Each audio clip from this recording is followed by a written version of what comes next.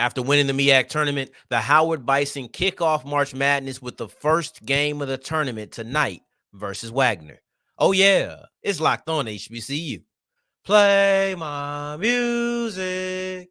You are Locked On HBCU, your daily podcast covering HBCU sports. Part of the Locked On Podcast Network, your team every day.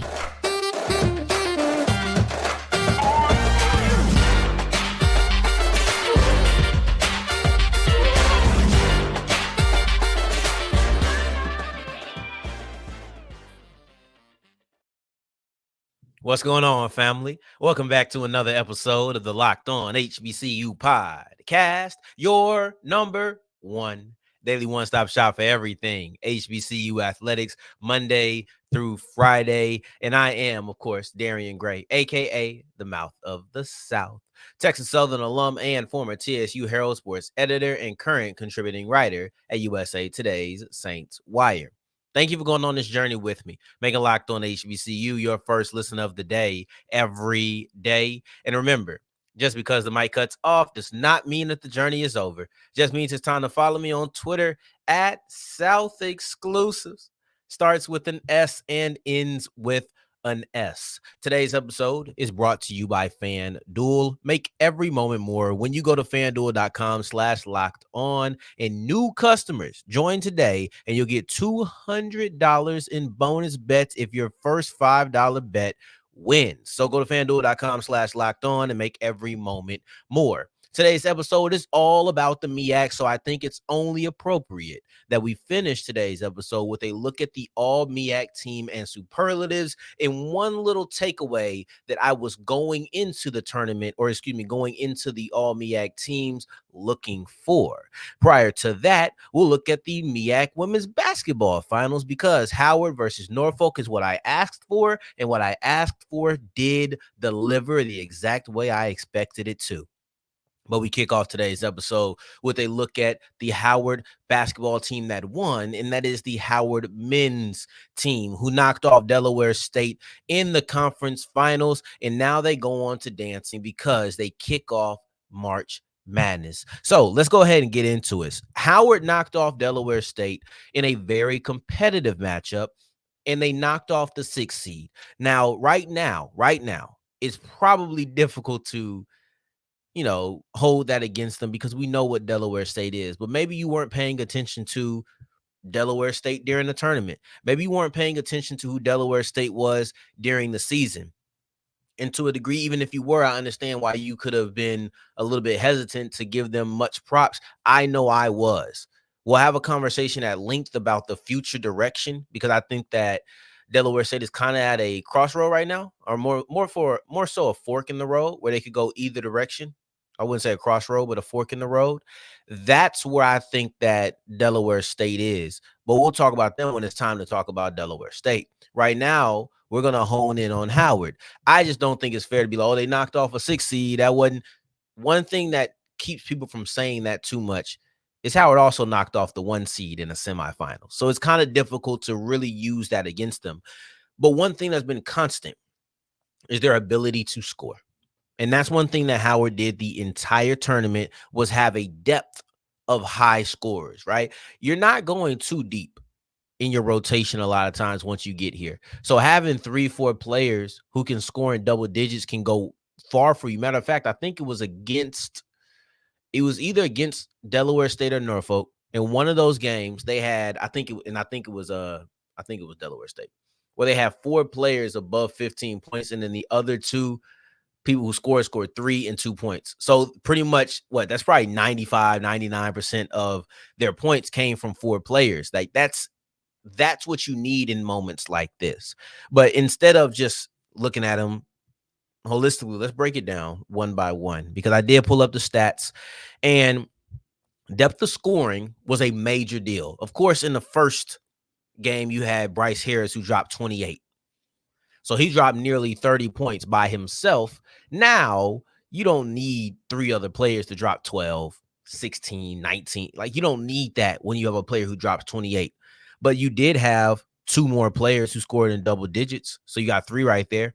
Then in the second round against Norfolk, you go ahead and you have 5 players in double digits. Then in the finals, you have 4 players who scored over 15 points, and they only went 6 deep in that, right? So this is what you're looking at every single step of the way. You have a team that at any given moment can have somebody who is the highest scoring person on your team. It wasn't always Bryce Harris. Sometimes it was Marcus Dockery. Sometimes it was Seth Towns. And a lot of people honed in on this story, and they thought it was really heartwarming that Seth Towns is now making his first NCAA tournament appearance, excuse me.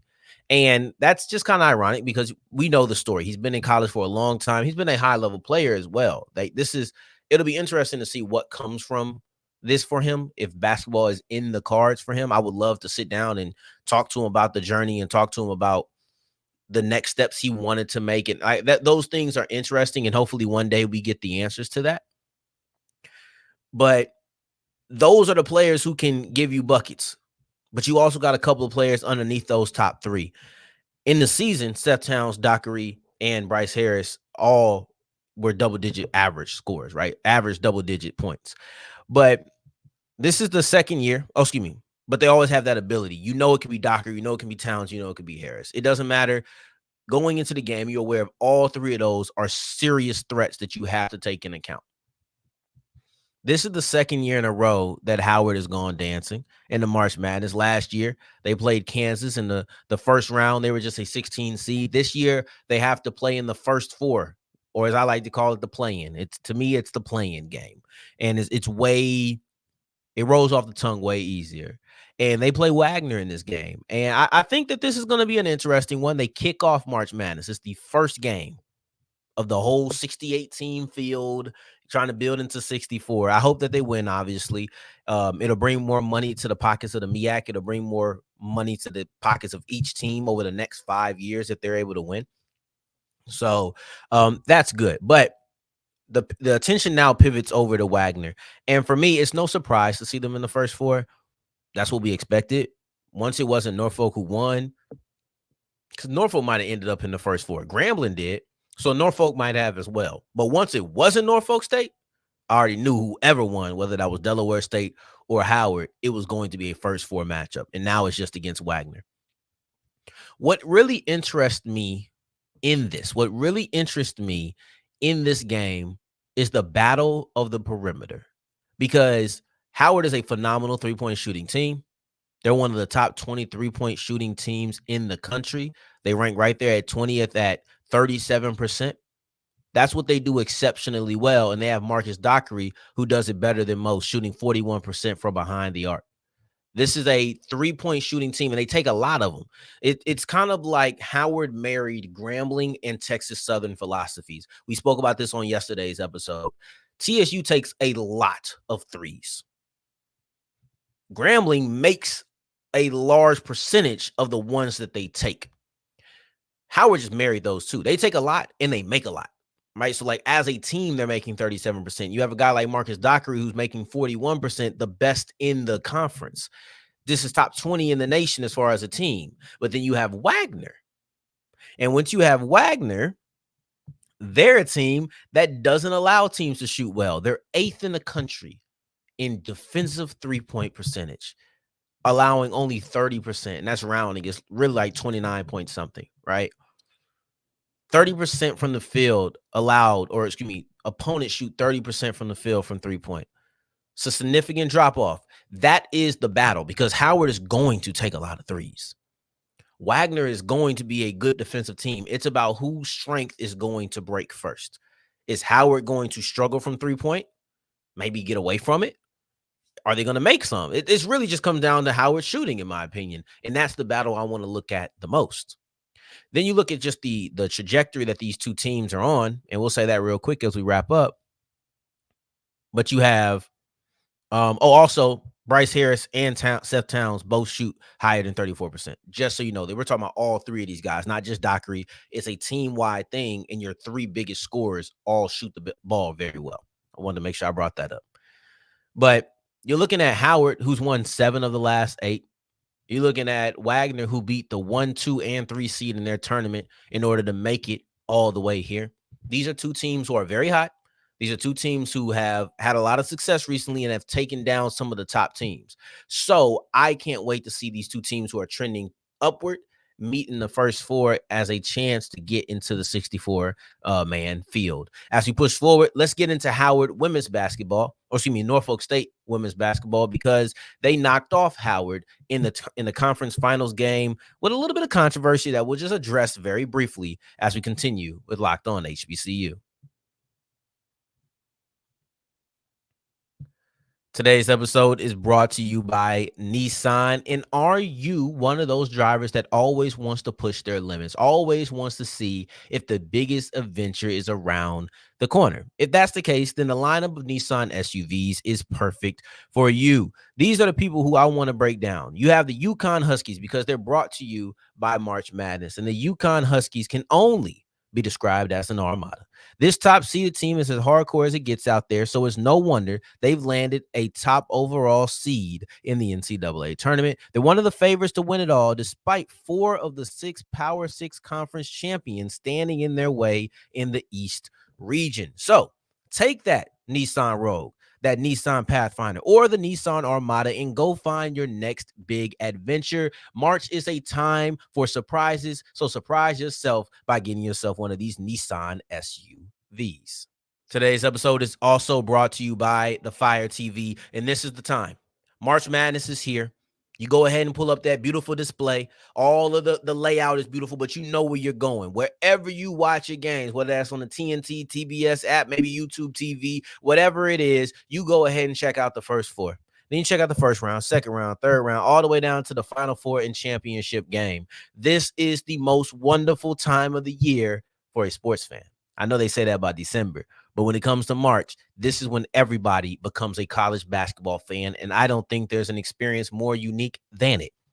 Check out the Amazon Fire TV channels, because they'll have Locked On College Basketball, Locked On HBCU, Locked On all the conference shows, because they're going to be great for this. Check out my girl Candace Cooper on Locked On ACC. You can go ahead and check out how-tos and cooking videos and stay up to date. All of your favorite sports brands and how-to cooking videos, everything in between has this. All you have to do is go to Amazon.com/LockedOnFireTV. As we continue rolling on today's episode of Locked On HBCU, I appreciate you for making this your first listen of the day every day. For your second listen, make sure you're checking out Locked On Sports today, or excuse me, the Locked On Bracket Breakdown Show. You have Isaac and Andy discussing the big-time ramifications of each potential upset and everything in between. Just go to the Locked On College Basketball channel, and you'll be able to check that out. The MEAC women's basketball finals truly did deliver. It's something that I asked for.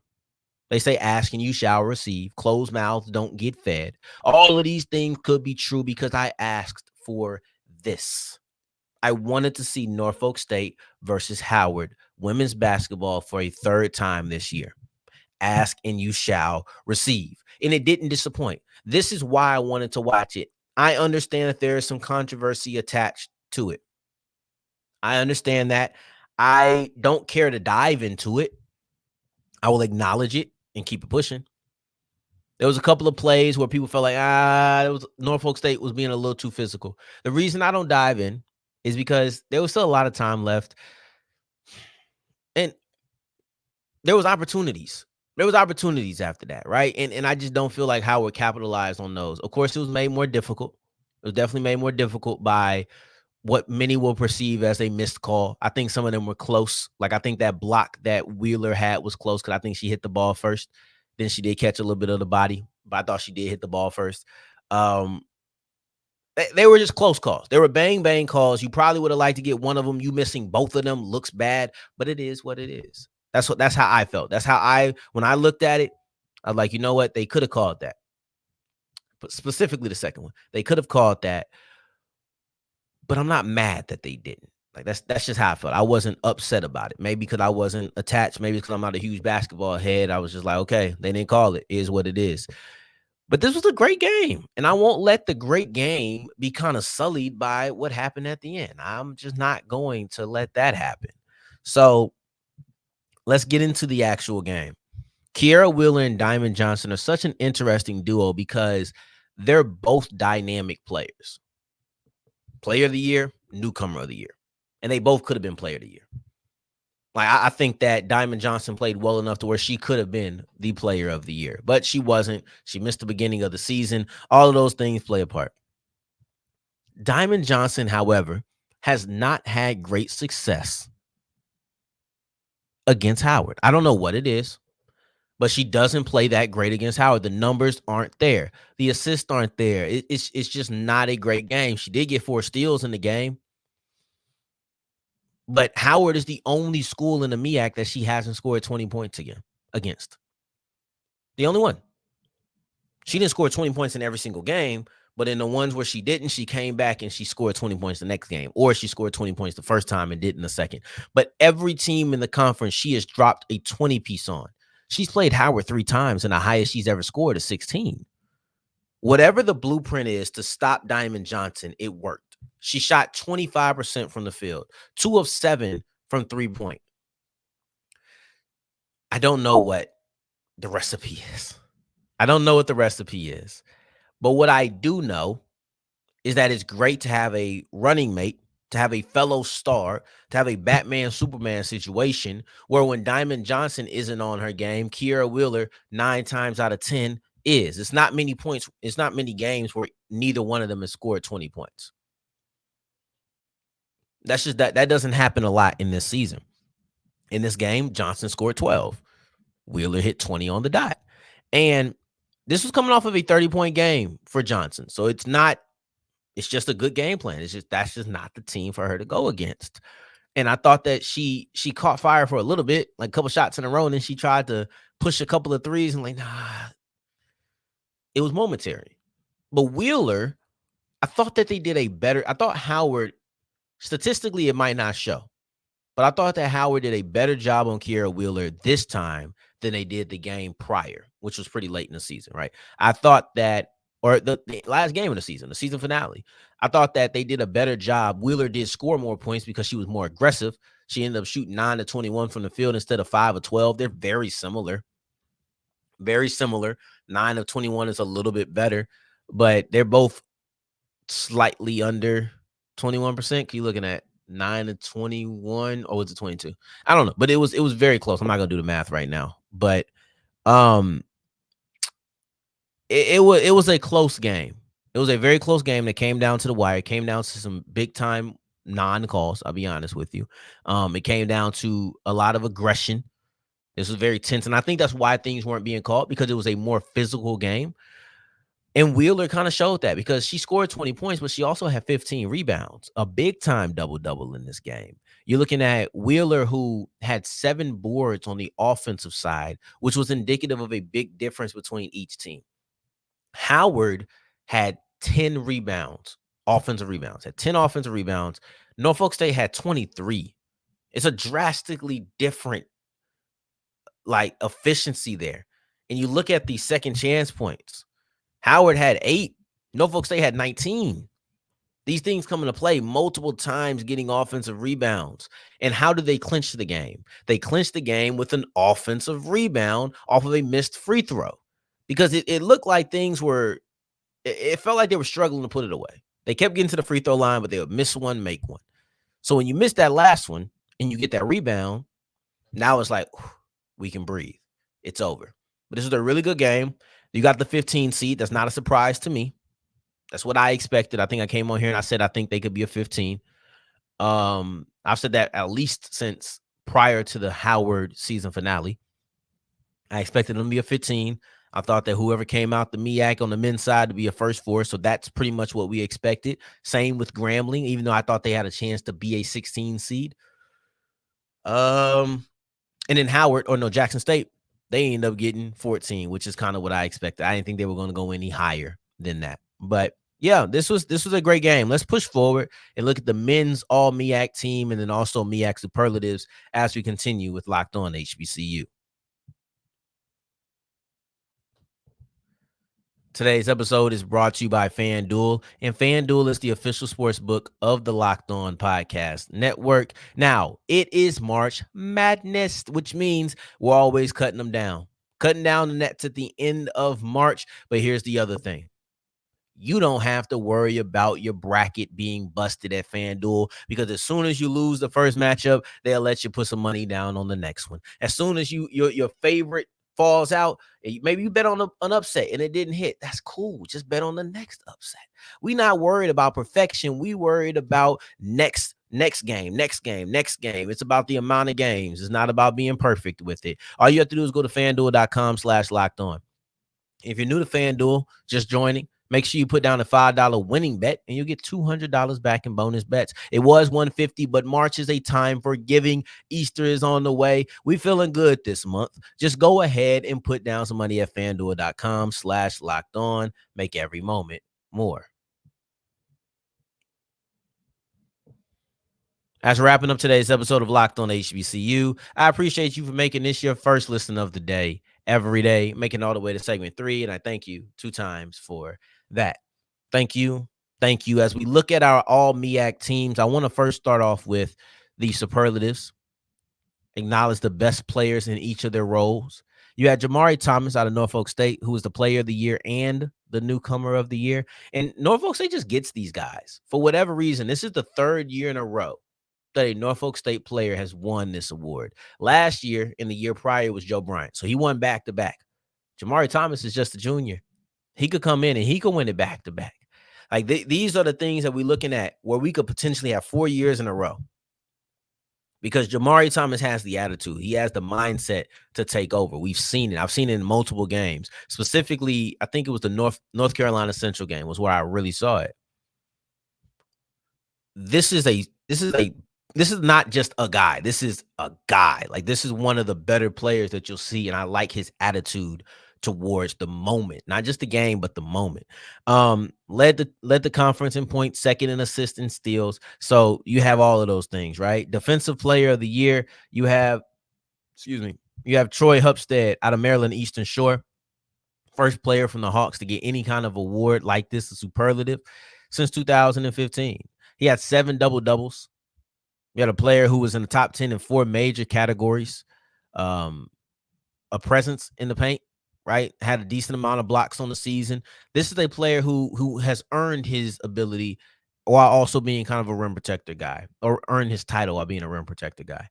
You had Daywook Tavares from Delaware State, rookie of the year 5 times, constant 3-point threat, 3rd on the team in points, 36% from 3, right? While also being the most active. This is a guy who's a legit threat, and you saw him during this run. This was a player who, when Delaware State was trying to push and make for a MEAC championship, this is one of the players that you saw. And he really came into his own at the end of the season because he had 20-point games 8 times in the last 11 matchups. Or excuse me, he had 8 20-point games in the last 11 games that he played. So he really began to come into his own as the season went on. 6th player of the year, you had Alan Bertrand from Norfolk State. Lost my track of my thoughts real quick. But Bertrand is the 2nd leading scorer and logged the 2nd most minutes. So this is really just a sign of, like, you're coming off the bench, but you're a main factor. Like, you're one of the core players. 2nd leading scorer, 2nd most minutes. All right, let's just be real about it. This guy was coming off the bench, but in no way was he a bench player. Then coach of the year was Robert Jones out of Norfolk State. What is there to say? This is the 3rd time that he's had this award. He's a great coach, phenomenal. He led Norfolk State to another regular season title. Is there anything else to say? I don't personally think there is. So now I want to get to the All MEAC team, and this is where we can be a little bit more loose, right? I wanted to know if there was going to be any duos on the first team together, because last year you had Joe Bryant and you had Chris Bankston, and they were on the first team together. It wasn't that way the year prior. It was Bankston on 2nd team, Bryant on 1st team. But I was just curious if you would see any of them, because they got some good duos in this conference. You got Cleveland and Harris out of North Carolina Central. You had some sort of combination of Bryce Harris, Towns, and then Dockery with Howard. That's 3 people right there. I want to see if you would see any of the 2 together on here. And then also you have Robinson and Munoz from Delaware State. So that these are 3 really quality duos that I wanted to see if I would see any of them together, and we didn't. Actually, ironically, there's no even team who has 2 players on the first team. You have Thomas out of Norfolk State. You got Robinson out of Delaware State. You have Harris out of Howard, right? The Harris from Howard, Bryce Harris. You have Fred Cleveland out of North Carolina Central, and then you have Hubstead out of Maryland Eastern Shore. So there's not even any teams that repeat here. But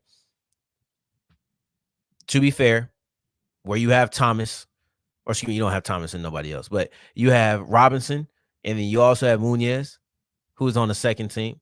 You have Cleveland, and you have Harris, Jadarius Harris, first and second team. And then you also have Bryce Harris with Marcus Dockery, first and second team. So these guys weren't first team duos, but they were both high, or all 3 of these teams had high duos, first and second team, all MEAC. I appreciate you for making this your first listen of the day every day. Tomorrow, we may look at the Howard game. I think we may look at the Howard game. Depends on the timing of it and everything. But we'll definitely open up the show with Grambling, because Dante Jackson says this is a basketball school.